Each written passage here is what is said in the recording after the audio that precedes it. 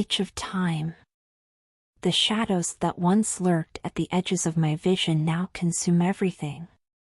They've been my constant companions since that fateful day when I lost her, my daughter, my world. The pain of her absence is a physical thing, a weight that presses down on my chest, making each breath a struggle. I remember the call like it was yesterday. The shrill ring of the phone piercing through the quiet of a Sunday afternoon. The voice on the other end, clinical and detached, delivering news that shattered my world. A car accident. Severe injuries. She didn't make it. In the days that followed, I moved through life like a ghost. The funeral passed in a blur of black clothes and murmured condolences. I couldn't bear to look at her photo, couldn't stand the sight of her empty room. The guilt was overwhelming. If only I had insisted she stay home that day. If only I had been there to protect her. My husband tried to reach me, but I had retreated so far into myself that his words couldn't penetrate the fog of my grief. Our marriage, already strained by years of small resentments and unspoken disappointments, couldn't withstand this final blow. He left, and I let him go without a fight. What was the point of holding on when everything that mattered had already slipped through my fingers? As the weeks turned into months, I found myself increasingly isolated. Friends stopped calling, their attempts at comfort met with stony silence or bitter words. I couldn't stand their pitying looks, their awkward attempts to avoid mentioning her name. Work became impossible. How could I focus on mundane tasks when my entire world had collapsed? I retreated into my home, shutting out the world that had taken everything from me. The rooms that once echoed with laughter and life now felt cavernous and cold. I wandered from room to room like a restless spirit, unable to find peace or purpose. Sleep eluded me, and when it did come, it was filled with nightmares. I'd see her face, hear her voice calling out to me, only to wake up reaching for someone who wasn't there. The line between dreams and reality began to blur, and there were moments when I wasn't sure if I was awake or caught in some terrible dream. It was during one of these sleepless nights that the idea first took root. A way out. An end to the pain that consumed my every waking moment. I found myself researching methods, weighing options with a detached curiosity that should have frightened me but didn't. As I delved deeper into my dark thoughts, I began to clear out her room. Each item I touched brought a fresh wave of grief, memories flooding back with such intensity that I could barely breathe. It was there, buried beneath a pile of old-school books, that I found it. An ancient-looking tome, its leather cover cracked and worn with age. I don't know what compelled me to open it. Perhaps it was simple curiosity, or maybe some part of me recognized it as the lifeline it would become. The pages were filled with strange symbols and archaic language, but as I ran my fingers over the faded ink, something extraordinary happened. The room around me began to spin, colors blurring and swirling together. I felt a tugging sensation, as if some unseen force was pulling me forward. There was a moment of absolute darkness, and then rain. Cold, driving rain soaking through my clothes, chilling me to the bone. Lightning flashed across a sky I didn't recognize, illuminating unfamiliar surroundings. Gone was my quiet suburban home. In its place were rough cobblestone streets and timber-framed buildings that looked like something out of a historical drama. Confusion gave way to panic as I stumbled through the muddy streets, my mind struggling to make sense of what was happening. This couldn't be real. I must have fallen asleep, lost in some vivid dream brought on by grief and exhaustion. But the rain felt all too real on my skin, the wind cutting through my thin pajamas. The smell of smoke and unwashed bodies assaulted my senses. In the distance, I could hear shouting, the clatter of hoofs on stone. As I rounded a corner, trying to find shelter from the storm, I collided with someone running in the opposite direction. We both went down hard, splashing into a muddy puddle. I looked up, ready to apologize, and found myself staring into the terrified eyes of a young woman. She couldn't have been more than 20, with long dark hair plastered to her face by the rain. Her clothes were torn and muddy, and there was a wild, hunted look in her eyes that sent a chill down my spine. "Please," she gasped, clutching at my arm. "Please, you have to help me. They're coming." Before I could respond, I heard angry voices approaching. The girl's eyes widened in fear, and without thinking, I pulled her to her feet and into a narrow alley between two buildings. We pressed ourselves against the damp wall, hardly daring to breathe as a group of men ran past, carrying torches that sputtered in the rain. As their shouts faded into the distance, I turned to the girl. "What's going on? Who are you running from?" She shook her head, tears mixing with the rain on her face. "They think I'm a witch. They've already taken my family. I'm all that's left." The word witch sent a jolt through me.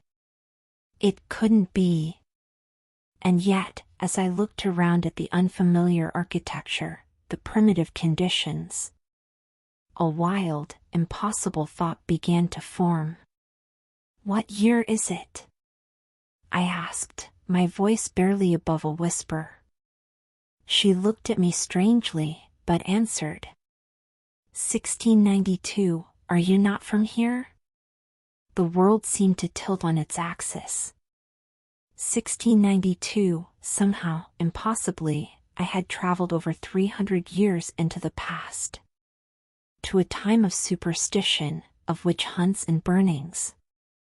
As I struggled to process this information, I looked at the girl again. In the dim light, I could see bruises on her arms, fear etched into every line of her face. She reminded me so much of my daughter in that moment, young, vulnerable, in need of protection. "What's your name?" I asked gently. "Rosalind," she replied, her voice barely audible over the sound of the rain. Rosalind. A name from another time, fitting for this impossible situation I found myself in. I took a deep breath, pushing aside my confusion and fear. This girl needed help, and for the first time in months, I felt a spark of something other than grief. "I'm Margaret," I said. "And I'm going to help you." The relief on her face was palpable, and as she sagged against me, I felt a fierce protectiveness well up inside me. I didn't understand how or why I was here, but I knew with absolute certainty that I couldn't let any harm come to this girl. We spent that first night huddled in an abandoned barn on the outskirts of the town. As the storm raged outside, Rosalind told me her story in hushed whispers. Her family had been respected members of the community until a series of crop failures and unexplained illnesses swept through the area. People began to whisper about witchcraft, and it wasn't long before accusing fingers pointed at Rosalind's family. Her parents and older sister were taken first, dragged from their home in the middle of the night. Rosalind had been hiding in the woods, gathering herbs for her mother's remedies. When she returned to find her home ransacked and her family gone, she knew she had to run. As she spoke, I felt a familiar ache in my chest. The pain of loss, the terror of being alone in a world that suddenly seemed hostile and unfamiliar. I saw in Rosalind a reflection of my own grief, and something inside me began to stir. For months, I had been lost in a fog of despair, unable to see beyond my own pain. But now, faced with this girl's suffering, I felt a sense of purpose awakening. I couldn't save my daughter, but maybe, just maybe, I could save Rosalind. As dawn broke, painting the sky in shades of pink and gold, we made plans. We couldn't stay in the barn, it was too close to the town, and someone was bound to come looking eventually. We needed to get as far away as possible, find somewhere safe where Rosalind could start a new life. The journey ahead would be perilous. We had no money, no supplies, and the constant threat of discovery hanging over our heads. But as I looked at Rosalind's determined face, I felt something I hadn't experienced in a long time: hope. We set out as the sun climbed higher in the sky, keeping to the shadows of the forest that bordered the town. Every snapping twig made us jump, every distant voice sent us scrambling for cover. But we pressed on, driven by the need to put as much distance as possible between us and those who would harm Rosalind. As we walked, I found myself telling Rosalind about my own life. About the daughter I had lost, the grief that had consumed me. It felt strange to speak of things that wouldn't happen for centuries, but Rosalind listened with rapt attention, her eyes wide with wonder at the descriptions of a world she could scarcely imagine. "It sounds like magic," she said softly, after I had described cars and telephones and the internet. I smiled sadly. "Sometimes it feels like magic. But it has its own darkness, its own ways of causing pain." We walked in silence for a while after that, each lost in our own thoughts. As the day wore on, fatigue began to set in. My body, unused to such exertion, protested with every step. Rosalind, too, was flagging, her earlier burst of adrenaline long since faded. Just as I was about to suggest we stop and rest, we heard it. The baying of hounds in the distance, growing closer with each passing moment. Rosalind's face drained of color, and I felt my heart begin to race. "They're tracking us," she whispered, fear evident in every syllable. I grabbed her hand, and we ran. Through underbrush that tore at our clothes and scratched our skin, over fallen logs and across shallow streams. The sounds of pursuit grew ever closer, spurring us on despite our exhaustion. As we burst through a thicket into a small clearing, I saw it. A cave, half hidden by hanging vines and moss. Without a word, I pulled Rosalind towards it, praying it would be deep enough to conceal us. We squeezed inside just as the first of the dogs entered the clearing. Pressed against the damp stone, hardly daring to breathe, we listened as men's voices joined the barking of the hounds. "They can't have gone far," one voice growled. "The witch can't escape justice forever." I felt Rosalind trembling beside me and pulled her closer, trying to shield her with my body. Minutes stretched into what felt like hours as we waited, terror mounting with each passing moment. Finally, after what seemed an eternity, the voices and barking began to fade. They were moving away, continuing their search in another direction. We remained frozen in place long after the last echoes had died away, fear keeping us rooted to the spot. When we finally dared to emerge, night had fallen. The forest was alive with the sounds of nocturnal creatures, a symphony that would have been beautiful under other circumstances. Now, every rustle and hoot sent a fresh wave of fear through us. We couldn't risk continuing our journey in the dark, so we made camp in the cave. As Rosalind drifted into an uneasy sleep, I kept watch, my mind racing. The events of the past day seemed impossibly, almost comically surreal.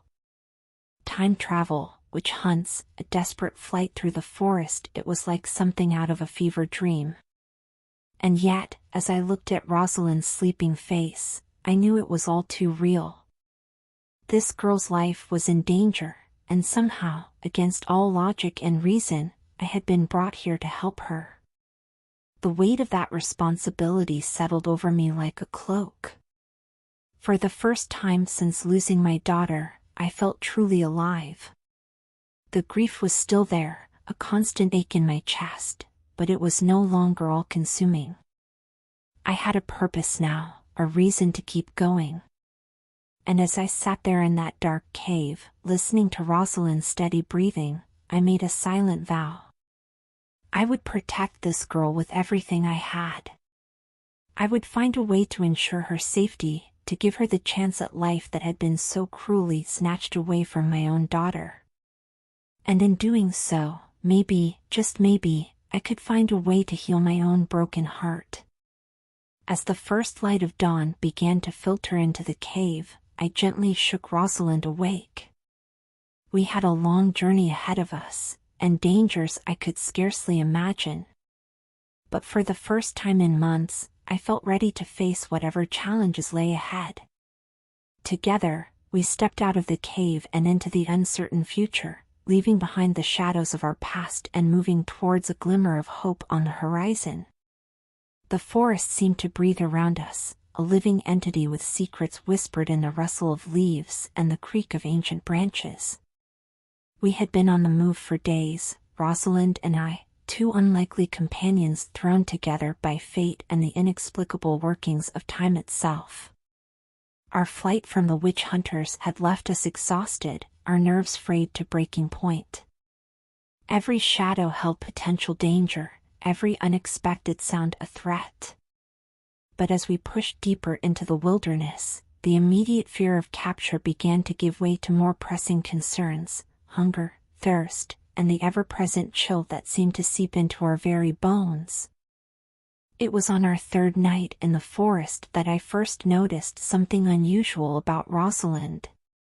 We had made camp in a small clearing, huddled close to a tiny fire that barely kept the darkness at bay. My body ached from the unaccustomed exertion, and I had managed to cut my hand while gathering firewood earlier in the day. As I sat there, trying to clean the wound with water from a nearby stream, Rosalind suddenly reached out and took my hand in hers. "Let me," she said softly, her eyes filled with a compassion that made my heart ache with memories of my daughter. I watched, curious, as she closed her eyes and seemed to concentrate. At first, nothing happened. But then, to my utter astonishment, I felt a warmth spreading from her fingers into my palm. The pain began to fade, replaced by a tingling sensation that was not entirely unpleasant. When she finally released my hand, the cut had vanished completely, leaving behind only a faint pink line where the wound had been. How did you do that?" I stammered, staring at my healed hand in disbelief. Rosalind looked away, a mixture of fear and shame crossing her face. "It's why they called me a witch," she whispered. "I've always been able to do this, ever since I was a child. My mother said it was a gift, but..." Her voice trailed off, and I could see the weight of her family's fate heavy on her shoulders. In that moment, I felt a surge of protective instinct so strong it almost took my breath away. This girl, this remarkable young woman, had a gift that in my time would be celebrated, studied, perhaps even revered. But here, in this world of superstition and fear, it had cost her everything.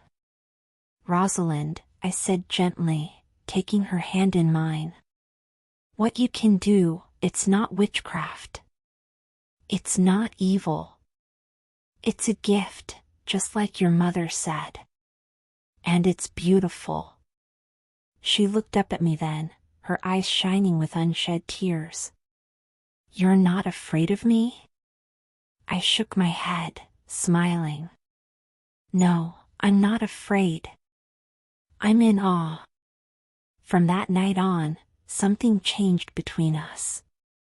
The tentative trust we had built in our flight from danger deepened into a bond that I struggle to describe even now. It wasn't quite mother and daughter, not exactly friends, but something unique and precious. As we continued our journey, seeking a safe haven where Rosalind could start a new life, I found myself sharing more and more about the world I had come from. At first, it was practical things, basic medical knowledge that might help her use her gift more effectively, ideas about sanitation and nutrition that could mean the difference between life and death in this harsh world. But as the days passed, I found myself opening up about other things. The marvels of technology, the advancements in science and medicine, the social changes that had reshaped the world I knew. Rosalind listened with rapt attention, her eyes wide with wonder at the description of a future she could scarcely imagine. "It sounds like a world of miracles," she said one evening as we sat by our campfire, the stars wheeling overhead in a dizzying display. I smiled, feeling a bittersweet pang as I thought of all I had left behind. In some ways, it is. But it has its own darkness, its own challenges. People still fear what they don't understand, still hurt each other out of ignorance or greed. Rosalind was quiet for a moment, considering this. "But they don't burn women as witches anymore?" "No," I said softly. "No, they don't do that anymore." As we talked, I found myself seeing my own world through new eyes. The things I had taken for granted, electricity, modern medicine, the freedom to pursue education and a career, suddenly seemed miraculous when viewed through the lens of Rosalind's 17th century perspective. And yet, there was a simplicity to this world, a connection to nature and to the rhythms of life that I realized had been lost in the relentless pace of modern existence. Rosalind's knowledge of plants and their properties amazed me. She could look at a forest and see not just trees, but a pharmacy, a grocery store, a treasure trove of resources that I would have walked past without a second glance. We began to work together, combining her intuitive understanding of the natural world with the scientific knowledge I carried in my head. I taught her about germ theory, about the importance of clean water and proper wound care. She showed me how to identify edible plants, how to move through the forest without leaving a trace. As the days turned into weeks, I watched Rosalind grow stronger, more confident. The haunted look that had shadowed her eyes when we first met began to fade, replaced by a quiet determination. She threw herself into learning everything I could teach her, soaking up knowledge with an eagerness that reminded me painfully of my own daughter. But it wasn't just Rosalind who was changing. I felt it in myself as well, a slow awakening, as if parts of me that had been dormant since my daughter's death were coming back to life. The crushing weight of grief that had been my constant companion for so long began to lift, replaced by a sense of purpose I hadn't felt in years. One morning, as we were breaking camp, Rosalind turned to me with a serious expression. "Margaret," she said, using my name with a familiarity that warmed my heart, "I want you to teach me everything you know. Not just about medicine and science, but about your world. About the future." I hesitated, suddenly aware of the enormous responsibility she was placing on my shoulders. "Rosalind, I'm not sure that's a good idea. Knowledge of the future, it could be dangerous." She shook her head, her eyes blazing with an intensity that took me aback. "Knowledge is never dangerous. It's ignorance that's dangerous. You've shown me a glimpse of a world where people like me aren't hunted and killed for being different. I want to help create that world, even if I won't live to see it." In that moment, looking at her determined face, I made a decision that would change both our lives forever. "All right," I said softly. "I'll teach you. But you have to promise me something." "Anything," she said without hesitation. "Promise me you'll be careful. The things I'm going to tell you, they could get you killed if the wrong people found out." You have to swear to me that you'll keep this knowledge secret, that you'll only use it to help people, never to harm." Rosalind nodded solemnly. "I swear it," she said, her voice steady and sure. And so began a new phase of our journey. As we traveled, always moving, always watchful for signs of pursuit, I began to share with Rosalind the sum total of my knowledge. Basic physics and chemistry, the fundamentals of biology and anatomy, the broad strokes of history as I knew it. It was a strange and often frustrating process. How do you explain electricity to someone who has never seen a light bulb? How do you describe germ theory to a person who has no concept of microscopic life? But Rosalind was an eager and intelligent student, and as the days passed, I watched in amazement as she began to piece together an understanding of the world that was centuries ahead of her time. We had our share of close calls during this period. Once, we stumbled upon a small village, desperate for supplies and a proper night's sleep. The villagers seemed friendly at first, offering us food and shelter. But I noticed the way they watched Rosalind, the whispered conversations that stopped abruptly when we approached. It was Rosalind who sensed the danger first. "We need to leave," she whispered to me urgently as we prepared for bed that night. "Something's not right." I had learned to trust her instincts, and we slipped away in the pre-dawn darkness. Later, we heard rumors of witch hunters passing through the area, and I shuddered to think how close we had come to disaster. As we continued our journey, the bond between us grew stronger with each passing day. Rosalind began to fill a void in my heart that I had thought would remain empty forever. She wasn't my daughter, could never replace the child I had lost, but she became something equally precious: a friend, a student, a companion in this strange adventure. But even as we grew closer, I could sense a change coming. Rosalind was becoming more independent, more confident in her abilities.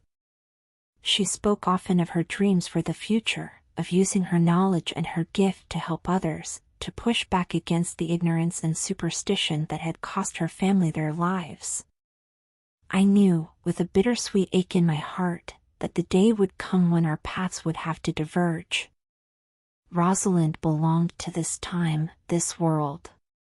My presence here was an anomaly, a twist of fate that couldn't last forever. It was on a crisp autumn morning that our journey took an unexpected turn. We had been following a river, hoping it would lead us to a larger town where Rosalind might be able to start a new life. As we crested a hill, we saw smoke rising in the distance, not the comforting smoke of hearth fires, but the thick, black plumes that spoke of destruction. Exchanging a worried glance, we cautiously made our way towards the source of the smoke. As we drew closer, we could hear shouts and screams carried on the wind. My heart sank as I realized what we were witnessing: a witch hunt in progress. Rosalind grabbed my arm, her face pale with fear and anger. "We have to help them," she said, her voice shaking but determined. I hesitated, every instinct screaming at me to turn and run in the opposite direction. But one look at Rosalind's face, and I knew we couldn't walk away. "All right," I said, taking a deep breath. "But we need to be careful. We can't help anyone if we get caught ourselves." We approached the village cautiously, using the skills we had honed over weeks of evading pursuit. The scene that greeted us was one of chaos and terror. A group of men, faces twisted with righteous anger, were dragging a woman from her home. Her children clung to her skirts, wailing in fear and confusion. "She's a witch," one of the men was shouting. "She cursed my crops. She made my wife barren."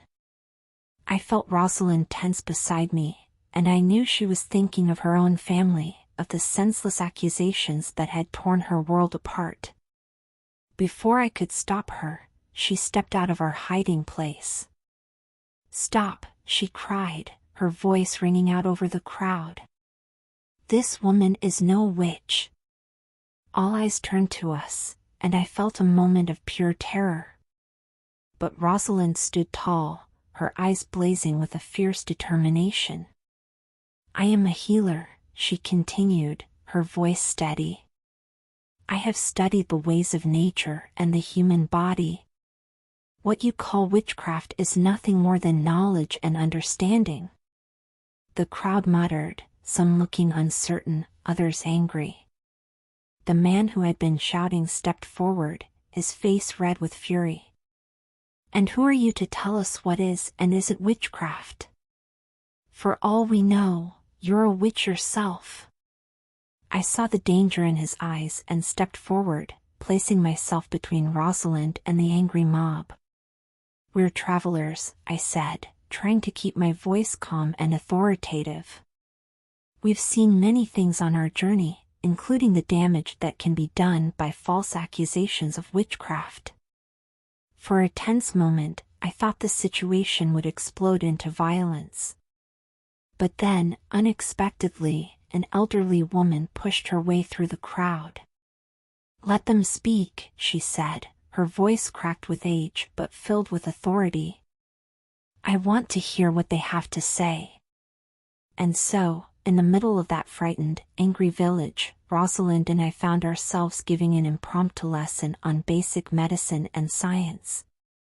We explained about crop rotations and soil health, about the importance of clean water and proper nutrition.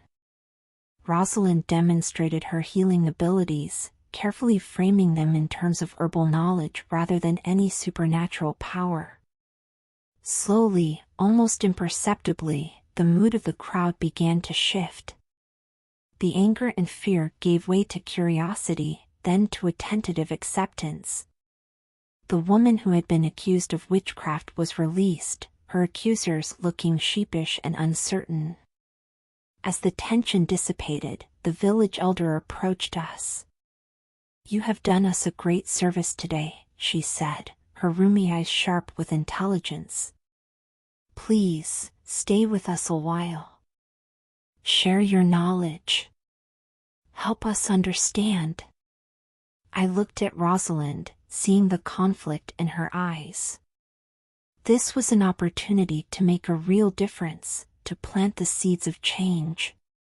But it was also incredibly dangerous. If word of our presence here spread, it could bring the witch hunters down upon not just us, but the entire village. Before I could speak, Rosalind made her decision. "We'll stay," she said firmly. "For a little while." And so began the most perilous and rewarding phase of our journey. We spent weeks in that village, teaching, healing, slowly chipping away at centuries of superstition and fear.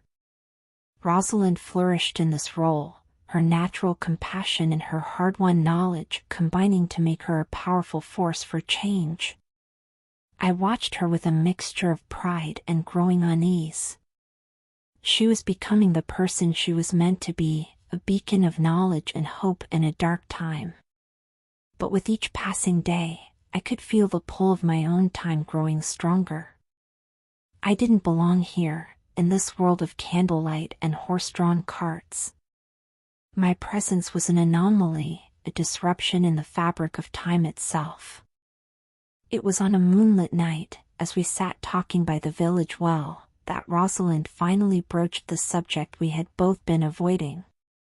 "You're going to leave soon, aren't you?" she asked, her voice soft but steady.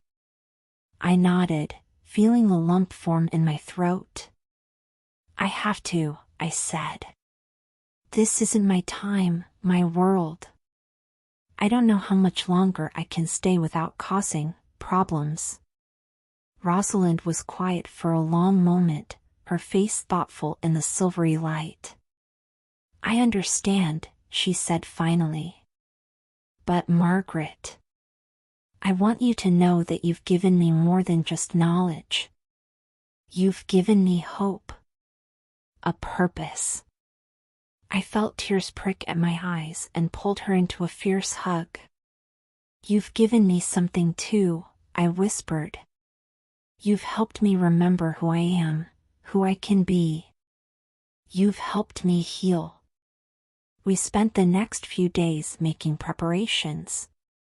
I wrote down as much as I could remember about future events, about scientific discoveries and social changes. We agreed that Rosalind would keep this information hidden, using it judiciously to guide her actions but never revealing its true source. On my last night in the village, as I prepared for bed, I felt a strange tingling sensation. Looking down at my hands, I saw that they were becoming translucent, fading in and out of visibility. I knew, with a certainty that defied explanation, that my time here was coming to an end. I found Rosalind and pulled her aside, my heart heavy with the weight of farewell. "It's time," I said simply. She nodded, her eyes bright with unshed tears. "I know," she said. "I can feel it somehow." We embraced one last time, and I tried to memorize everything about her: the feel of her arms around me, the scent of herbs that always clung to her clothes, the strength and determination in her eyes. "Remember everything I taught you," I said urgently. "But more importantly, remember who you are. You have the power to change the world, Rosalind. Use it wisely." She smiled through her tears. "I won't let you down, Margaret. I promise I'll use everything you've taught me to make a difference. The world can change in an instant. One moment, you're walking down a sunlit path, hope blooming in your chest like a fragile flower. The next, you're plunged into darkness so complete it steals the very breath from your lungs. That's how it felt when they took Rosalind. We had grown complacent, I realize now. Our time in the village had lulled us into a false sense of security.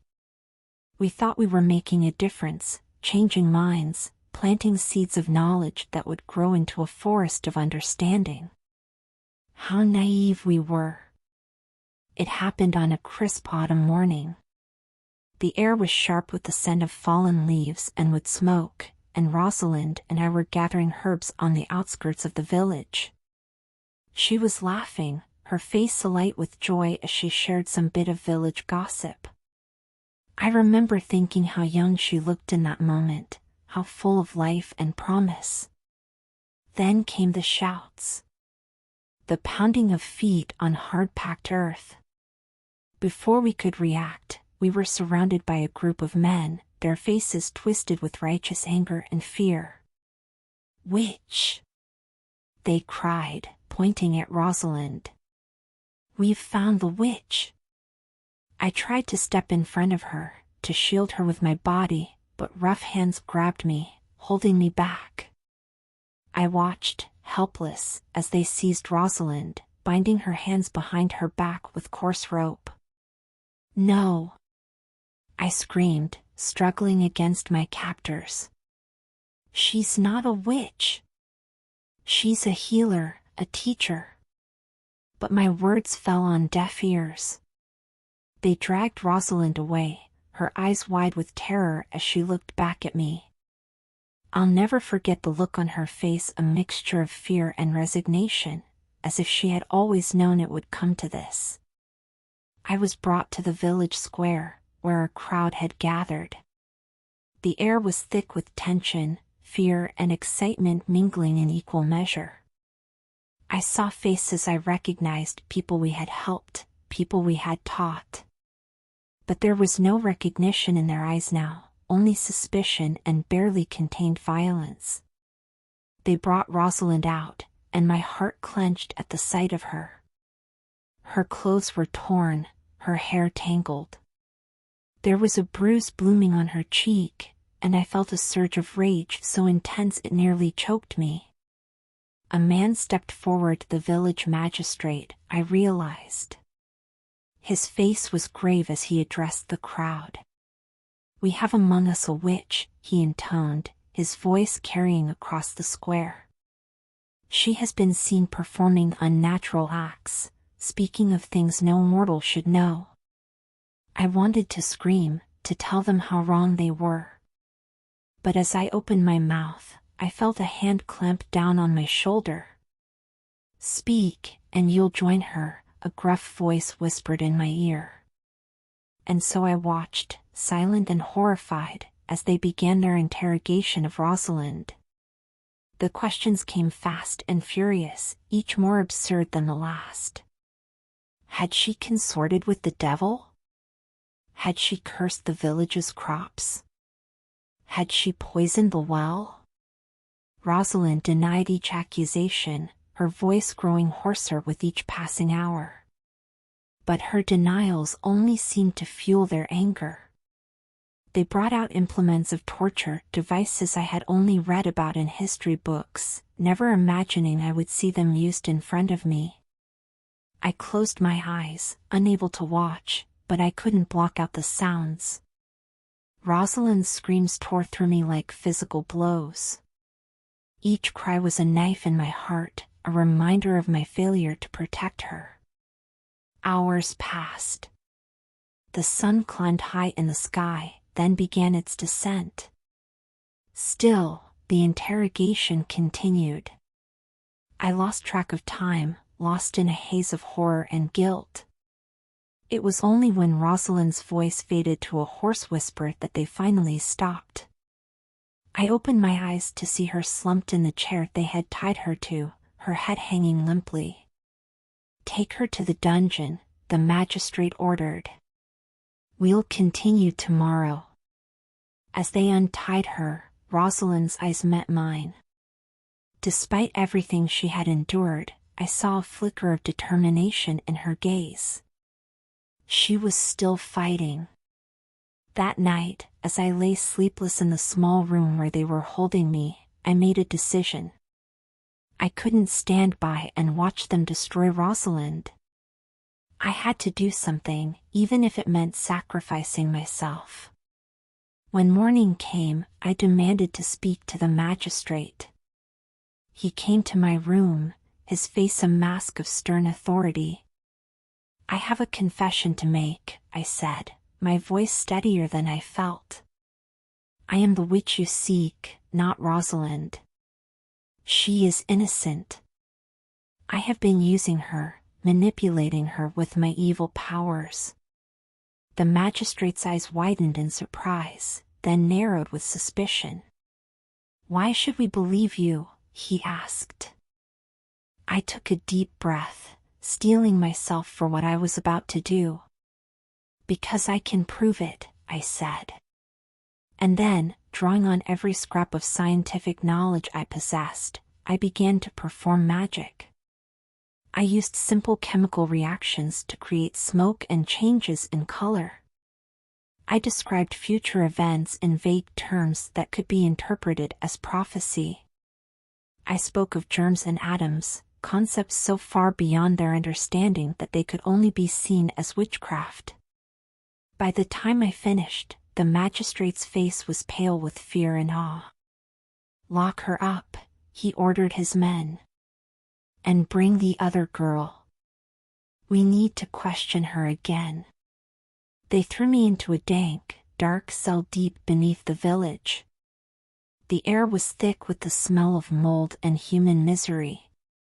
I huddled in a corner, shivering with cold and fear, waiting for what would come next. Hours later, I heard the scrape of a key in the lock. The door creaked open, and they shoved Rosalind into the cell with me. She stumbled, nearly falling, and I rushed to catch her. "Margaret," she whispered, her voice raw from screaming. "What have you done?" I held her close, feeling the tremors that ran through her body. "What I had to," I replied softly. "I couldn't let them hurt you anymore." Rosalind pulled back, her eyes searching my face in the dim light. "But now they'll kill you instead," she said, her voice breaking. I managed a small smile. I don't belong in this time, Rosalind. But you do. You have so much to offer this world. I couldn't let them take that away. We sat there in the darkness, holding each other, drawing strength from each other's presence. Rosalind told me what had happened after my confession. The magistrate had questioned her again, but this time with less certainty. My magic had shaken his convictions. They're confused, Rosalind said. They don't know what to believe anymore. I felt a glimmer of hope at her words. Maybe, just maybe, we had managed to plant a seed of doubt. As the night wore on, Rosalind's condition began to deteriorate. The torture she had endured, combined with the cold and damp of our cell, was taking its toll. She developed a fever, her skin burning hot to the touch even as she shivered uncontrollably. I did what I could to make her comfortable, tearing strips from my own clothing to create a makeshift blanket. I held her through the worst of the fever dreams, murmuring soothing words as she cried out in fear and pain. In those dark hours, I felt a despair so profound it threatened to consume me. I had come to this time by accident, thrust into a world I didn't understand. And now, because of me, this bright, beautiful young woman was suffering. The weight of my powerlessness pressed down on me, making it hard to breathe. But even in the depths of my despair, I clung to one thought: I had to be strong for Rosalind. She needed me now more than ever. As dawn broke, painting the tiny window of our cell with pale light, Rosalind's fever finally broke. She opened her eyes, looking up at me with a clarity that brought tears to my eyes. "Margaret," she said, her voice weak but steady. "You shouldn't have done it. You shouldn't have sacrificed yourself for me." I smoothed her hair back from her forehead, marveling at the strength I saw in her eyes. "Of course I should have," I replied. "You're young, Rosalind. You have your whole life ahead of you. The world needs you." She shook her head, wincing at the movement. "The world needs you too, Margaret. Your knowledge, your compassion, we can't lose that." Before I could respond, we heard footsteps approaching our cell. The door swung open, revealing the magistrate and 2 guards. His face was grim as he looked at us. "It's time," he said. "The council has made its decision." My heart pounded as we were led from the cell, up a narrow stone staircase and into the harsh light of day. The village square was packed with people, all eyes turning to us as we emerged. The magistrate led us to a raised platform in the center of the square. As we climbed the steps, I saw the fear in Rosalind's eyes and squeezed her hand reassuringly. "People of the village," the magistrate began, his voice ringing out over the crowd. "We have among us 2 accused witches. One has confessed to her crimes, while the other maintains her innocence." A murmur ran through the crowd at his words. I scanned their faces, seeing a mix of emotions: fear, anger, confusion, and in some, a glimmer of doubt. After much deliberation, the magistrate continued, "The council has reached a decision. The confessed witch will be burned at the stake, as is our law." I felt Rosalind's hand tighten on mine, heard her sharp intake of breath. But I stood tall, accepting the sentence with as much dignity as I could muster. "As for the other," the magistrate said, turning to Rosalind, "in light of new evidence and testimony, we have decided to show mercy. She will be banished from the village, never to return on pain of death." A gasp went up from the crowd. This was unprecedented. Accused witches were never shown mercy. I felt a surge of hope. Our efforts, our teachings, had made a difference after all. but my relief was short-lived. As the magistrate's words sank in, I realized what this meant. Rosalind would live, yes, but we would be separated. And I would die here, centuries before I was even born. As the reality of our situation settled over us, Rosalind turned to me, her eyes filled with tears. "No," she said, her voice breaking. "No, I won't let this happen. I won't let you die for me." I cupped her face in my hands, looking into her eyes. "Listen to me, Rosalind. This is how it has to be. You have to live. You have to take everything we've learned together and use it to make the world a better place." She shook her head, tears streaming down her face. "I can't do it without you," she whispered. "Yes, you can," I insisted. "You're stronger than you know. Promise me you'll live, Rosalind. Promise me you'll carry on our work." For a long moment, she just looked at me, her eyes searching my face. Then, slowly, she nodded. "I promise," she said softly. As the guards moved to separate us, Rosalind suddenly threw her arms around me, holding me tight. "I love you," she whispered fiercely. "I'll never forget you." I held her close, memorizing the feel of her in my arms. "I love you too," I murmured. "More than you'll ever know." Then she was being pulled away, led towards the edge of the village. I watched her go, my heart breaking with each step she took. As they began to bind me to the stake, I kept my eyes on Rosalind's retreating figure. Even as they piled the wood around my feet, even as I heard the scratch of a match being struck, I focused on that last glimpse of her. I closed my eyes, thinking of all that had led me to this moment. The daughter I had lost, the grief that had consumed me. The mysterious book that had brought me here, to this time and place. The young woman who had given me a reason to live again, who had shown me that even in the darkest times, there was still hope. As I felt the heat of the flames beginning to lick at my feet, I had one last, crystal clear thought: it had all been worth it. Every moment of pain, every hardship, every tear. For Rosalind, for the chance to make a difference, it had all been worth it. And then, just as the smoke began to cloud my vision, something extraordinary happened. I felt a tugging sensation, similar to what I had experienced when I first traveled through time. The world around me began to blur and fade. The last thing I saw before everything went dark was Rosalind, turning back for one final look. Our eyes met across the distance, and in that moment, I knew that whatever happened next, our connection would endure. Then the world dissolved into swirling darkness, and I knew no more. The acrid smell of smoke filled my nostrils, jolting me back to consciousness. For a moment, I was disoriented, my mind struggling to make sense of my surroundings.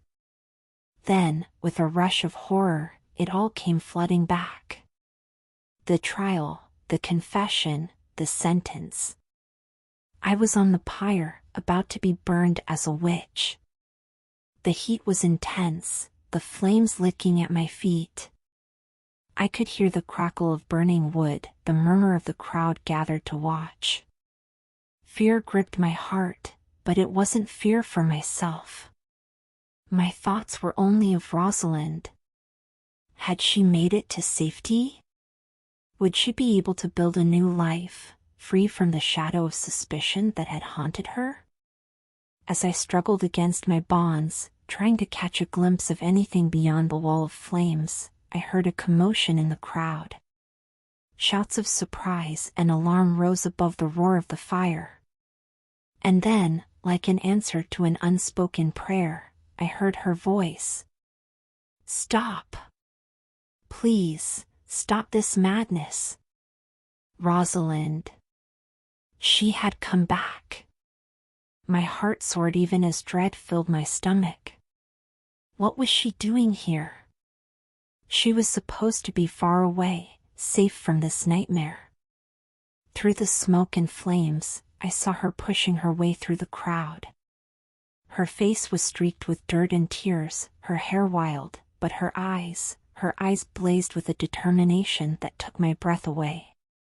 "She's not a witch!" Rosalind cried, her voice carrying over the crackling of the flames. "Neither of us are. We're healers, teachers. We came to help you, not harm you."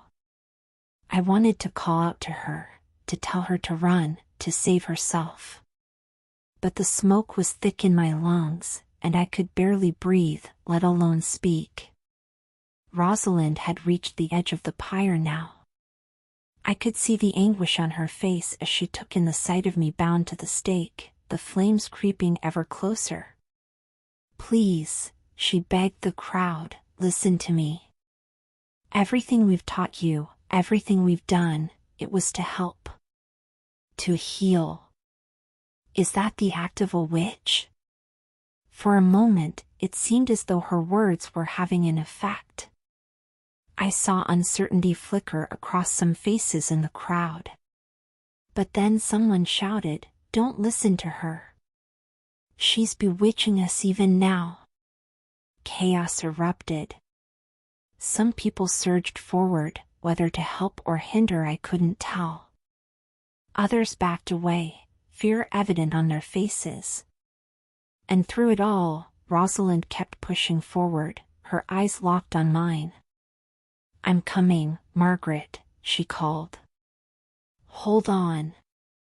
I wanted to tell her to stop, to turn back. The fire was too hot, the danger too great. But I couldn't find my voice. All I could do was watch in horror as she drew closer to the flames. And then, in a moment that will be forever seared into my memory, I saw movement out of the corner of my eye. One of the witch hunters, his face twisted with zealous fury, had raised his bow. Time seemed to slow as I watched the arrow fly, its path unerring. "Rosalind!" I finally managed to scream. "Look out!" But it was too late. The arrow found its mark, burying itself deep in Rosalind's chest. For a heartbeat, she stood there, a look of surprise on her face. Then she crumpled to the ground. The world around me faded away. The heat of the flames, the shouts of the crowd, none of it mattered. All I could see was Rosalind, lying so still on the ground. Suddenly, my bonds fell away. Someone had cut them in the chaos. Without thinking, I leapt from the pyre, barely feeling the burns on my feet as I ran to Rosalind's side. I gathered her into my arms, my heart breaking at how pale and fragile she looked. "Rosalind," I whispered, brushing her hair back from her face.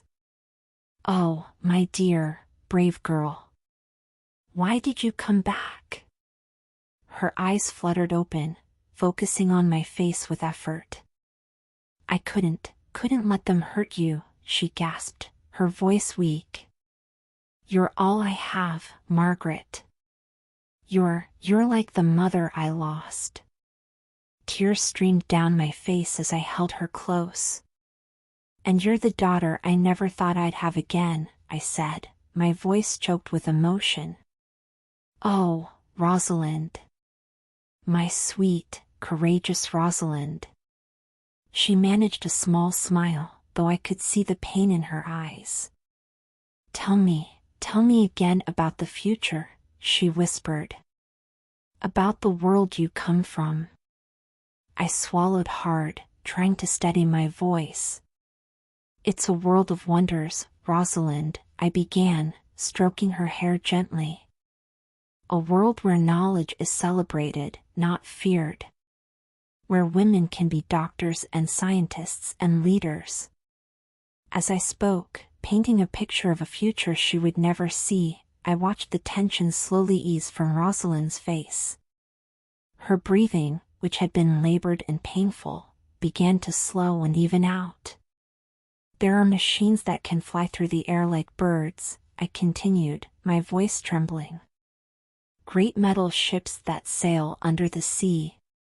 Devices that can send your voice across vast distances in an instant." Rosalind's eyes had drifted closed, but a small smile played on her lips. She looked peaceful now, as if she were dreaming of this miraculous future. "And the stars, Rosalind," I whispered, my tears falling onto her face. "We've traveled to the stars. We've walked on the moon and sent machines to explore distant planets." Her breathing was very faint now, barely perceptible. I held her closer, willing her to hold on, even as I knew in my heart that she was slipping away. "It sounds beautiful," she murmured, her voice so soft I could barely hear it. "I wish I could have seen it." "You would have loved it," I said, choking back a sob. "You would have done such amazing things, Rosalind. You would have changed the world." She opened her eyes one last time, looking up at me with a gaze full of love and trust. "I did change the world," she whispered. "I met you." And with those words, Rosalind took her final breath. Her body relaxed in my arms, the pain and fear vanishing from her face, leaving behind an expression of profound peace. For a moment, I couldn't move, couldn't breathe. The world around me ceased to exist. There was only this, the weight of Rosalind in my arms, the warmth slowly fading from her body. Then, like a dam breaking, the grief hit me. A wail of anguish tore from my throat, a sound of such raw pain that it barely seemed human. I clutched Rosalind's body to my chest, rocking back and forth as sobs racked my body. "No," I moaned. "No, no, no. Not again. Please, not again." I had lost my daughter once before, and that pain had nearly destroyed me. But this was somehow even worse. Because Rosalind wasn't just an echo of the daughter I had lost. She had become something more, a friend, a student, a companion in an impossible journey. She had given me hope when I thought all hope was lost. And now she was gone. I don't know how long I sat there, holding Rosalind's body and weeping. The world around me was a blur of meaningless noise and movement. People were shouting, arguing, but their words washed over me without registering. Nothing mattered except the lifeless form in my arms. As my sobs finally began to subside, replaced by a hollow, aching emptiness, I became aware of a strange sensation. It started as a tingling in my fingertips, spreading up my arms and throughout my body.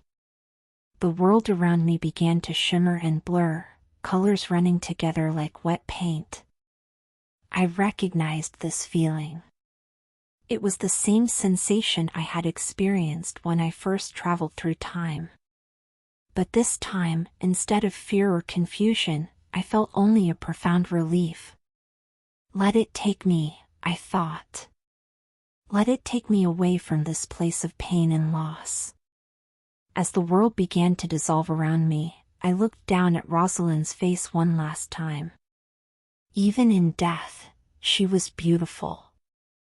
I leaned down and pressed a gentle kiss to her forehead. "Goodbye, my dear one," I whispered. "Thank you for teaching me how to live again." The tingling sensation intensified, becoming almost painful. The world spun faster and faster, a kaleidoscope of color and sound. I closed my eyes, holding tight to Rosalind's body even as I felt it begin to fade from my grasp. There was a moment of absolute stillness, a silence so complete it seemed to press against my eardrums. And then, with a rush of air and a disorienting lurch, I found myself elsewhere. I opened my eyes slowly, blinking against the sudden brightness. I was lying on my back, staring up at a white ceiling. The air smelled of antiseptic and stale coffee. Somewhere nearby, a machine beeped steadily. With a jolt of shock, I realized I was in a hospital room. I tried to sit up, but my body felt weak and unresponsive. As I struggled to make sense of my surroundings, a face appeared above me, a nurse, her expression a mixture of surprise and relief. "Dr. Thompson," she called over her shoulder. "She's awake." A moment later, a man in a white coat hurried into the room. He leaned over me, shining a light in my eyes. "Margaret," he said gently. "Margaret, can you hear me?" I tried to speak, but my throat was dry and raw. I managed a small nod instead. "You're in the hospital," the doctor explained, his voice calm and reassuring. "You've been in a coma for several weeks. There was an accident." But I wasn't listening anymore. My mind was reeling, trying to reconcile the world I had just left with the one I now found myself in. Had it all been a dream? A hallucination brought on by the trauma of the accident? But no. It had been too real, too vivid. I could still feel the weight of Rosalind in my arms, could still smell the smoke from the pyre. The pain of her loss was too fresh, too raw to be anything but real. As the doctor continued to speak, explaining about head injuries and recovery times, I felt tears begin to slip down my cheeks. But these weren't tears of confusion or relief at being back in my own time. They were tears of grief, of a loss so profound it transcended time itself. I had left Rosalind behind. In a world that would never understand her, never appreciate the brilliance of her mind or the goodness of her heart. A world that had killed her for daring to be different, for daring to dream of something better. The doctor misinterpreted my tears, patting my hand comfortingly. "It's all right," he said. "You're safe now. You're going to be fine." But I wasn't fine. I would never be fine again. Because somewhere, somewhen, Rosalind had lived and died. She had changed my life, had shown me that even in the darkest times, there was still hope, still love. And now she was gone. As I lay there in that sterile hospital room, surrounded by the trappings of the modern world I had so longed to return to, I felt more alone than I ever had before. The beeping of the machines, the hushed voices of the medical staff, the antiseptic smell, it all felt wrong, discordant. I closed my eyes, trying to shut it all out. In my mind, I saw Rosalind as she had been in those last moments, peaceful, brave, full of wonder at the future she would never see. I heard her voice, weak but full of love. "I did change the world. I met you." And in that moment, I made a silent vow. I would live. I would recover. And I would make sure that Rosalind's death hadn't been in vain. I would use the knowledge and strength she had given me to make a difference in this world, my world. It wouldn't be easy. The pain of losing her would never fully fade. But I would carry her memory with me, let it guide me and inspire me. And in doing so, perhaps I could create a little bit of the future we had dreamed of together.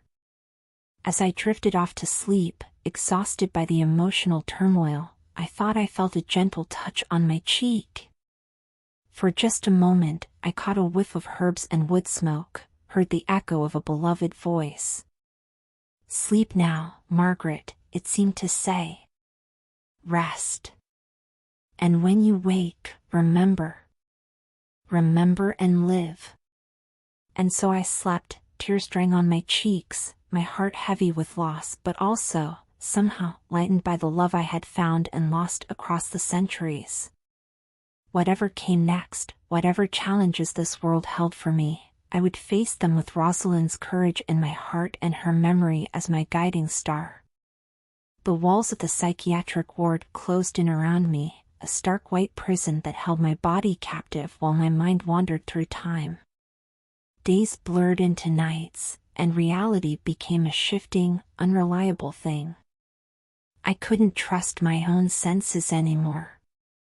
Was I truly here, in the sterile room with its chemical smells and fluorescent lights? Or was I still in that 17th century village, feeling the heat of the flames licking at my feet? Sometimes, I would wake in the middle of the night, my heart pounding, convinced I could smell wood smoke and hear the crackle of a burning pyre. Other times, I'd find myself talking to empty air, trying to explain to Rosalind about the marvels of modern medicine or the intricacies of smartphone technology. The doctors called it a dissociative episode triggered by trauma. They spoke in hushed tones about PTSD and the effects of prolonged coma. But how could I explain to them that the trauma wasn't from the accident that had put me in the hospital? How could I make them understand that I was mourning a girl who had died centuries before I was born? My daughter's face haunted me too, blending with memories of Rosalind until I couldn't always tell them apart. Sometimes, I'd see them both standing at the foot of my bed, smiling sadly at me. I'd reach out to them, desperate to touch, to hold, but they would always fade away just before my fingers could make contact. "You're experiencing hallucinations," the psychiatrist told me gently during one of our sessions. "It's a common response to trauma and grief. Your mind is trying to process your losses." But I knew it was more than that. The weight of the ancient book I'd found in my daughter's room, the one that had started this impossible journey, seemed to press down on me even though it was nowhere to be seen. I could almost feel the rough leather of its cover under my fingertips, smell the musty scent of its yellowed pages. "It was real," I insisted, my voice hoarse from disuse. Rosalind was real. The village, the witch hunts, it all happened. The psychiatrist would nod sympathetically, making notes on his pad. "I understand that it feels real to you," he'd say. "But it's important that we work on distinguishing between these vivid dreams and reality." But how could I let go of Rosalind? How could I dismiss her courage, her kindness, her thirst for knowledge as mere figments of my imagination? The pain of losing her was too raw, too real to be a simple hallucination. Weeks passed, maybe months. Time lost all meaning within the confines of the ward. I went through the motions of therapy sessions and group activities, but my heart wasn't in it. I was trapped between two worlds, belonging to neither. It was during a particularly dark night, when the weight of my grief threatened to crush me, that I made a decision. If this world, this time, couldn't accept the truth of my experiences, then I would find a way to bridge the gap myself. I would find proof of Rosalind's existence, even if it took the rest of my life. The next morning, I told the doctors I was ready to face reality. I played the part they expected, the recovering patient, slowly coming to terms with her delusions. I nodded in the right places, gave the answers they wanted to hear. And gradually, the restraints of the psychiatric ward began to loosen. When I was finally released, the world outside seemed alien and overwhelming. The noise, the speed, the sheer number of people, it all felt wrong somehow. I longed for the quiet of the forest where Rosalind and I had hidden, for the simplicity of a world lit by firelight rather than neon. But I had a mission now, a purpose that burned brighter than my discomfort. I threw myself into research, spending countless hours in libraries and archives. I scoured historical records, genealogies, any scrap of information I could find about the village where Rosalind had lived and died.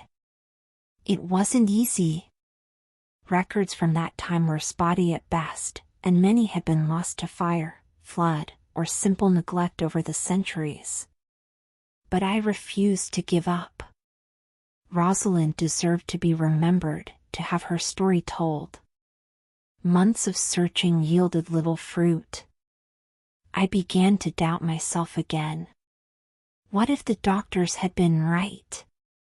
What if it had all been a vivid hallucination, a way for my grief-stricken mind to cope with the loss of my daughter? And then, just as I was on the verge of giving up, I found it. A small notation in a church record from a village in the English countryside. It mentioned a young woman named Rosalind, accused of witchcraft and executed in the late 17th century. The details were sparse, but there was no doubt in my mind this was my Rosalind. The confirmation hit me like a physical blow. I sat there in the hushed quiet of the archive, tears streaming down my face as I traced my fingers over her name. It was real. She was real. And she had died, alone and afraid, in a world that couldn't understand her. The grief I had been holding at bay came crashing down on me then. I wept for Rosalind, for the life she could have had, for all the knowledge and wonder she would never get to experience. I wept for my daughter, taken from me too soon.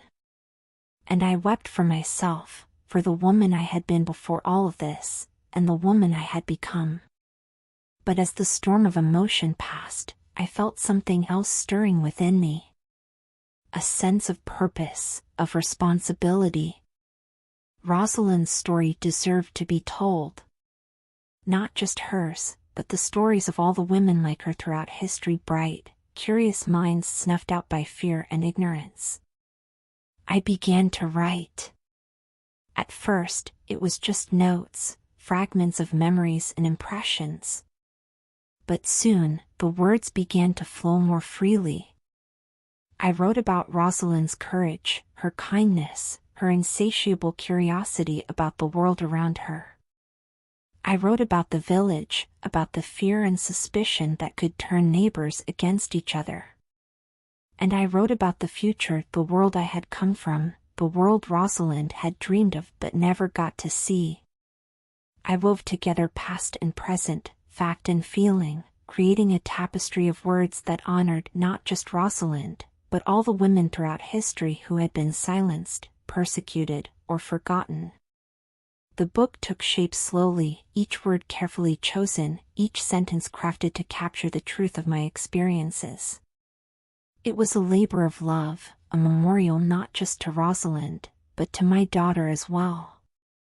In writing their stories, I found I was also writing my own, the story of a woman who had traveled through time and come back changed, who had loved and lost across centuries. As I wrote, I felt the wounds in my heart begin to heal. The pain didn't disappear, I knew it never would completely, but it became something I could carry, a bittersweet ache that reminded me of the love I had known and the lessons I had learned. The day the book was finally published felt surreal. Seeing my words in print, Rosalind's story available for the world to read, brought a mix of emotions so complex I could barely breathe. There was joy, yes, and a sense of accomplishment. But there was also fear that I had somehow failed to do justice to Rosalind's memory, fear that the world wouldn't understand or care about her story. The book launch event was a blur of faces and voices. I signed copies with shaking hands, answered questions on autopilot. And then, suddenly, it was time for me to speak.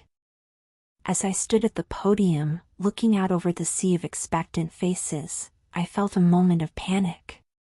What could I possibly say that would convey the depth of my experiences, the profound impact Rosalind had had on my life? But as I opened my mouth to speak, I felt a familiar warmth spread through me. It was the same feeling I'd had when Rosalind would take my hand, her touch conveying comfort and strength. And the words began to flow. "Thank you all for being here," I began, my voice steadier than I'd expected. "This book, it's more than just a story. It's a testament to the human spirit, to the power of knowledge and compassion to transcend even the boundaries of time." I paused, taking a deep breath. "I want to tell you about a young woman named Rosalind. She lived centuries ago, in a time of great fear and ignorance. But she dared to dream of a better world, a world where knowledge was celebrated, not feared." As I spoke, I felt the presence of Rosalind more strongly than ever. It was as if she was standing right beside me, her hand on my shoulder, urging me on. And there, in the back of the room, I caught a glimpse of a familiar face, my daughter, smiling encouragingly. I knew, rationally, that they couldn't really be there. But in that moment, the line between past and present, between reality and memory, seemed to blur. And I realized that it didn't matter. What mattered was the impact they had had on my life, the lessons they had taught me, the love they had shown me. Rosalind's story, I continued, my voice thick with emotion, is not just a story of the past. It's a reminder of the battles we still fight today against ignorance, against fear, against the impulse to silence those who are different or who challenge our worldview. I looked out over the audience, seeing tears in many eyes. But it's also a story of hope. Because even in the darkest times, there are always those who dare to question, to learn, to reach out to others with compassion and understanding. As I finished speaking, the room erupted in applause. But I barely heard it. My eyes were drawn to the back of the room, where I could have sworn I saw Rosalind and my daughter, standing side by side, smiling proudly. And then, in the blink of an eye, they were gone. In the days and weeks that followed, as reviews came in and sales numbers climbed, I found myself thinking often of that ancient book that had started it all. I had searched for it after returning from the hospital, but it was nowhere to be found. Had it ever really existed? Or had it been a product of my grief-stricken imagination? But in the end, I realized it didn't matter. The book, whether real or imagined, had set me on a journey that had changed me profoundly. It had led me to Rosalind, had given me a chance to love and be loved again after I thought my heart had closed forever. As I sat in my study one evening, looking over reader letters, so many of them expressing how Rosalind's story had touched them, had made them think differently about history and about the world around them, I felt a sense of peace settle over me. I picked up a framed photo of my daughter, running my fingers gently over her smiling face. "I hope you're proud of me, sweetheart," I whispered. "I hope you and Rosalind have found each other, wherever you are." And for just a moment, I felt that familiar warmth again, the feeling of Rosalind's hand in mine, of my daughter's arms around me. I closed my eyes, letting the sensation wash over me. When I opened them again, I was alone in the room. But I didn't feel lonely. Because I knew that Rosalind and my daughter lived on in my memories, in my words, and in the impact they had had on the world through me. I turned back to my desk, where a blank sheet of paper waited. There were more stories to tell, more truths to uncover. And as I picked up my pen, I smiled, feeling the weight of centuries of women's voices urging me on. The journey that had begun with an ancient book and a leap through time wasn't over. In many ways, it was just beginning. And I was ready to see where it would take me next.